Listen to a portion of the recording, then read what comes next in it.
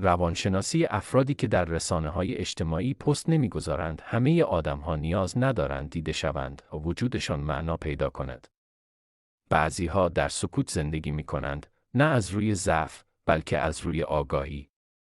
افرادی که در شبکه‌های اجتماعی پست نمی‌گذارند، معمولاً دنیای درونی فعالی دارند و ترجیح می‌دهند تجربه کنند تا نمایش دهند. در این افراد اغلب برای خودشون زندگی می‌کنند، نه برای تایید دیگران.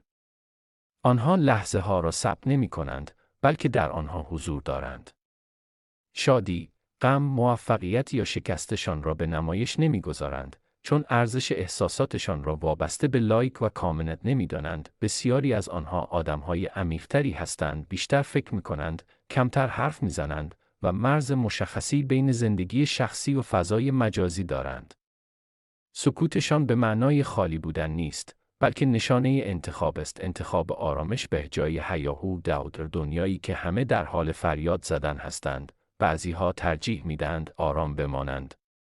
و این سکوت گاهی بلندترین صداست. خب خوشحالم که تا اینجای ویدیو دیدی. اگه خوشت اومد، دکمه لایک و سابسکرایب بزن و زنگوله رو هم فعال کن تا از ویدیوهای جدید جا نمونی. اگرم جز این دسته افرادی توی کامنت ها بهم بگو تا ویدیو بعد. بدرود.